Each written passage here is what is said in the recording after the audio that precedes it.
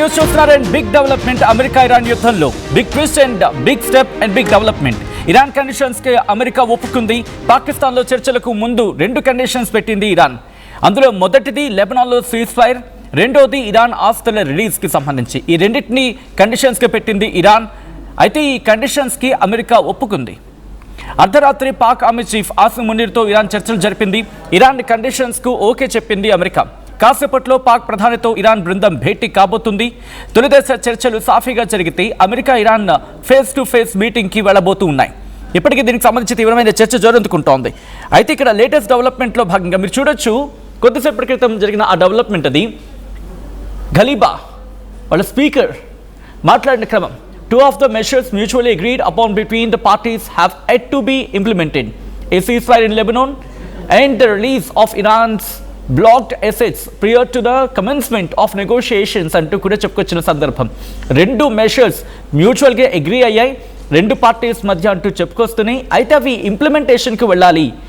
అయితే అగ్రిమెంట్ అయితే జరిగింది, అగ్రీ అంటే ఒప్పందం అయితే కుదిరింది, కానీ అవి అమల్లోకి వెళ్ళడం మాత్రం ఉండిపోయింది అని చెప్పి ఇటు ఇరాన్ చెబుతున్న మాట, ఇరాన్ స్పీకర్ చెప్తున్నమాట. ఈ సీజ్ ఫైర్ ఇన్ లెబనాన్లో సీజ్ ఫైర్ అనేది ఉంది.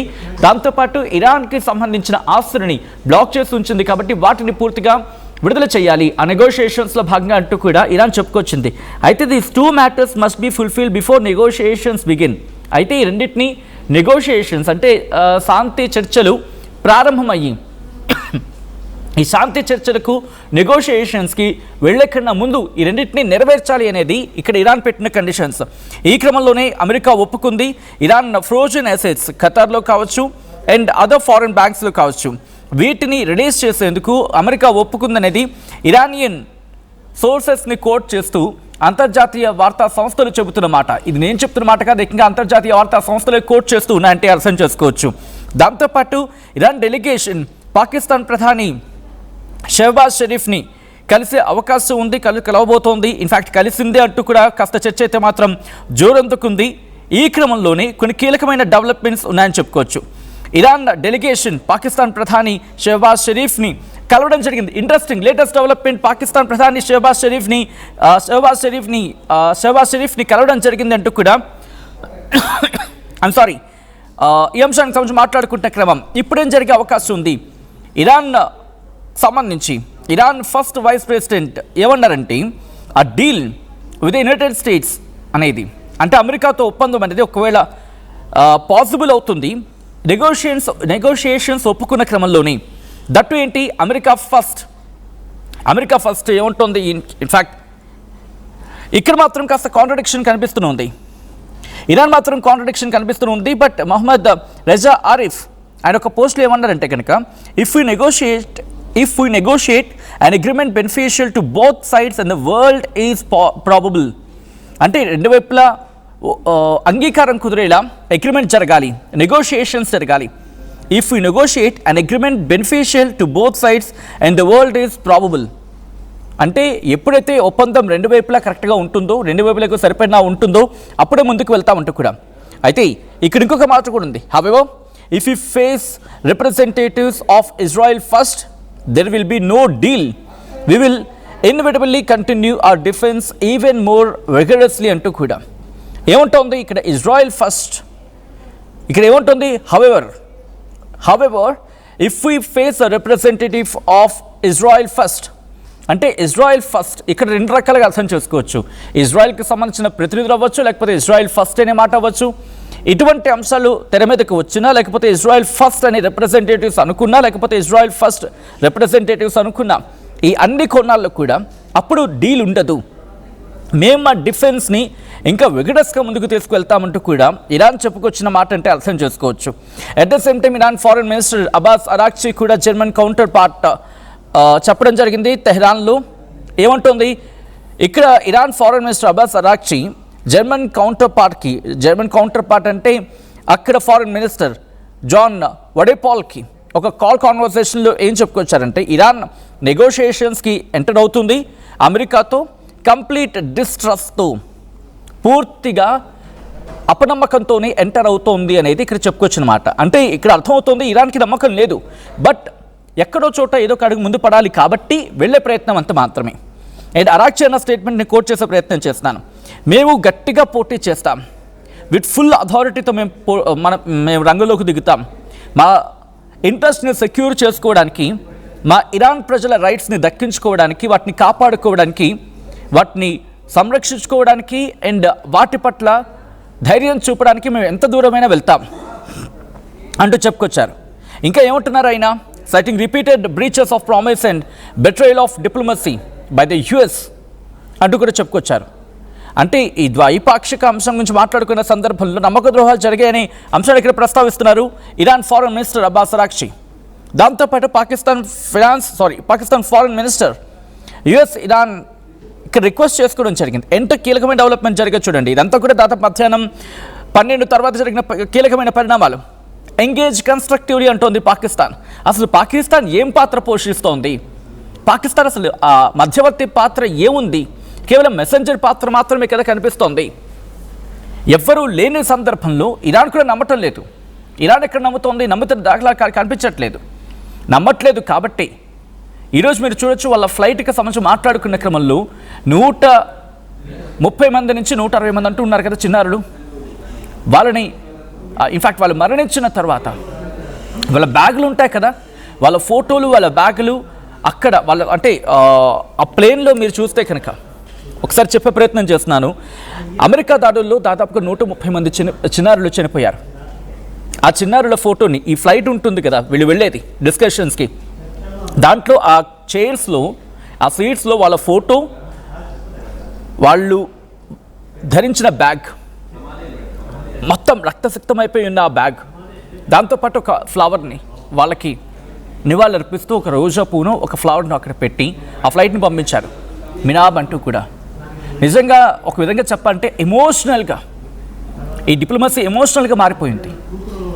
దీనికి సమాధానం చెప్పాలని అర్థం వచ్చేలాగా, దాంతోపాటు ఇదిగో నువ్వు చేసిన తప్పు అని చెప్పి చూపించేలాగా ఇరాన్ ఇక్కడ దీన్ని ఎమోషనల్గా చూపించే ప్రయత్నం చేసింది. ఎస్, మేము డిప్లొమసీకి సిద్ధం, విత్ కంప్లీటెడ్ డిస్ట్రస్ట్. మేము ద్వైపాక్షిక చర్చలకు సిద్ధం, మేము దౌత్యపరంగా డిస్కషన్కు సిద్ధం, కానీ పూర్తిగా అమెరికాపై అపనమ్మకంతో అంటూ కూడా చెప్పుకొస్తుందంటే అర్థం చేసుకోవచ్చు. ఇప్పుడు 2 కండిషన్స్కి అమెరికా ఒప్పుకుంది, కానీ ఇరాన్ ఏమంటోంది? ఒప్పుకోవడం కాదు, అమలు చేయంటోంది. లెబనాన్లో హెజ్బుల్లా. కానీ ఇంట్రెస్టింగ్ డెవలప్మెంట్ కూడా జరిగింది. ఏంటంటే ఇప్పుడే నేను అప్డేట్స్ చూస్తున్న క్రమంలో ఒక ఇంట్రెస్టింగ్ డెవలప్మెంట్ ఏంటంటే కనుక, ఇజ్రాయెల్ సీజ్ఫైర్కి, హెజ్బుల్లా మీద సీజ్ఫైర్కి రిజెక్ట్ చేసింది. లెబనాన్ టాక్స్కి సంబంధించి మాట్లాడుకుంటోంది. ఇజ్రాయెల్ ఏమంటోంది? It will not discuss a ceasefire with Hezbollah అంటోంది. అంటే హెజ్బుల్లాతో సీజ్ఫైర్ కాల్పుల విరమణ అనేది డిస్కషన్ లేదు. When it meets Lebanese diplomats for talk in Washington in next week అంటూ కూడా వచ్చే వారం వాషింగ్టన్లో జరగాలి. ఎవరికి? లెబనీస్ డిప్లొమాట్స్కి అండ్ ఇజ్రాయెల్ డిప్లొమాట్స్కి మధ్య, లేకపోతే ఇజ్రాయెల్ రిప్రజెంటేటివ్స్కి మధ్య. కానీ మేము సిద్ధంగా లేము. ఇజ్రాయెల్ అయితే రిజెక్ట్ చేయడం జరుగుతుంది కాల్పుల విరమణకు సంబంధించి. అయితే ఇజ్రాయెల్ అండ్ లెబనీస్ అంబాసిడర్స్ ఉంటారు కదా, లేట్ నైట్ డిస్కషన్స్ పెట్టుకున్నారు శుక్రవారం రాత్రి ఈ అగ్రిమెంట్స్కి సంబంధించి మాట్లాడుకునే క్రమం. బట్ ఇజ్రాయెల్ మాత్రం తెగేసి చెప్తోంది మేము సిద్ధంగా లేవని చెప్పి. కాబట్టి ఈ యుద్ధం ఎక్కడికి వెళుతుందనేది ఎక్కడ క్లారిటీ లేదు. ఇరాన్ ఏమో అపనమ్మకంతో ఉంది, అమెరికాకేమో ఇది కావాల్సిన సందర్భం, ఇది చాలా అత్యవసరం యుద్ధం ఆగడం అనేది. ఇజ్రాయెల్ చూస్తే ఇరాన్ పెట్టిన కండిషన్స్లో ఒకటి లెబనాన్, దాన్ని అమెరికా ఒప్పుకుంటుందా అంటే బిగ్గెస్ట్ క్వశ్చన్ మార్క్. ఇజ్రాయెల్ ఒప్పుకోవటం లేదు అక్కడ. కాబట్టి సిచ్యువేషన్ చూస్తే ఈ 2 కండిషన్స్కి ఎవరు ఎక్కడ ఏ విధంగా తగ్గేటట్టు కనిపించడం లేదు. ఇంకా చెప్పాలంటే ఈ 2 కండిషన్స్కి అమెరికా ఒప్పుకున్నప్పటికీ కూడా ఇరాన్ అంటుంది ఏంటి? మేము నెగోషియేషన్స్కి వచ్చినా పూర్తిగా కంప్లీట్ డిస్ట్రస్ట్తోనే వస్తున్నాం, పూర్తిగా అపనమ్మకంతోనే వస్తాం. బట్ ఆ వచ్చే సందర్భంలో కూడా మేము రావాలనుకుంటే మీరు ఒప్పుకోవడం కాదు కండిషన్స్ని, వాటిని ఇంప్లిమెంట్ చేయండి. ఆ లైన్ని మీరు చూడొచ్చు. I think the third line మీరు చూడండి, second line, third line, if possible ఒక్కసారి ఆపే ప్రయత్నించండి. అది మీరు చూస్తే 2 of the measures mutually agreed upon between the parties have at to be implemented. ఇంకా ఇంప్లిమెంట్ జరగాల్సి ఉంది అంటూ కూడా చెప్పుకొచ్చిన క్రమం. అంటే ఇక్కడ ఒప్పుకోవడం కాదు, వాటిని ఇంప్లిమెంట్ చేయండి. మీరు వాటిని ఇంప్లిమెంట్ అంటే దాన్ని ఆచరణలో పెట్టండి అని అర్థం వచ్చేలాగా. Implemented a ceasefire in Lebanon and the release of Iran's blocked assets prior to the commencement of negotiations. అయితే లేటెస్ట్ డెవలప్మెంట్లో ఇంకొక మాట వినిపిస్తోంది, అమెరికా అయితే ఒప్పుకోవడం జరిగిందని చెప్పి. ఖతార్లో ఉన్న వాళ్ళ ఫ్రోజన్ అసెట్స్ని, అలాగే విదేశీ బ్యాంకుల్లో ఉన్న వాళ్ళ ఫ్రోజన్ అసెట్స్ని రిలీజ్ చేసేందుకు అమెరికా ఒప్పుకుందంటూ ఇరానియన్ సోర్స్ చెప్పిందని అంతర్జాతీయ మీడియా సంస్థలు చెప్తున్నమాట. అండ్ ఇక్కడ ఇరాన్ డెలిగేషన్ పార్లమెంట్ స్పీకర్ బగేర్ గలిబాఫ్, దాంతోపాటు ఏకంగా 71 మంది టాప్ డిప్లొమాట్స్ అబ్బాస్ అరాక్చి పాకిస్తాన్ క్యాపిటల్లోకి దిగారంటూ ఒక మాట వినిపిస్తోంది. బట్ యుఎస్ మిడిల్ ఈస్ట్కి సంబంధించిన బాయ్ స్టీవ్ విట్కాఫ్, అలాగే ట్రంప్ అల్లుడు జారెడ్ కుష్నర్ వాళ్ళు కూడా నేను ఎప్పటికీ చేరుకున్నారు. America vice president JD Vance కూడా అక్కడికి చేరుకోవడం జరిగింది. అండ్ దాదాపుగా మిలిటరీ యాక్టివిటీ కూడా చాలా సెక్యూర్డ్గా అక్కడ ఏర్పాటు చేసుకోవడం జరిగిందంటూ కూడా మాట్లాడుకున్న క్రమం. అయితే ఇజ్రాయెల్ స్ట్రైక్స్ లెబనాన్లో ఇప్పుడు కీ ఫ్లాష్ పాయింట్గా మారిపోయింది. ఇక్కడ దాదాపుగా 300 మందికి పైగా మరణించడం జరిగింది ఈ యుద్ధంలో. లెబనాన్ విషయం గురించి మాట్లాడుకుంటే కన్ఫైన్ టు దాట్. ఇప్పుడిదే ట్రూస్ ఒక విధంగా చెప్పాలంటే ఆ క్వశ్చన్ని రైజ్ చేయడం జరుగుతోంది, whether the truce applies to Hezbollah అని చెప్పి. At the same time Trump మీడియాతో మాట్లాడుతూ Netanyahu is going to scale back strikes అంటూ కూడా, అంటే బహుశా వెనక్కొచ్చే అవకాశం ఉందనుకోవాలి. But is it so? As of now the biggest question mark here. కాబట్టి ఏం జరగచ్చు అనేది ఆసక్తికరంగా మారుతోంది. ఏ క్షణాన ఏ డెవలప్మెంట్ అని చోటు చేసుకునే అవకాశం ఉంది అనుకోవడంలో అతిశక్తి లేదు. మీరేమనుకుంటున్నారు? ఇటు అమెరికా పెట్టిన కండిషన్స్ కేవలం నామమాత్రంగా ఉండే అవకాశం ఉందా, లేకపోతే ఇంప్లిమెంటేషన్కి వెళ్ళే అవకాశం కనిపిస్తోందా? అంటే ఆచరణలోకి వెళ్ళే అవకాశం ఉందా, లేకపోతే ఎర వేసి గాలంలోకి దించే అవకాశమా? ఆ తర్వాత చేపల చిక్కుకోబోతోందా ఇరాన్? ఏం జరగబోతోంది? మీరేమనుకుంటున్నారు? కామెంట్ చేసే ప్రయత్నం చేయండి.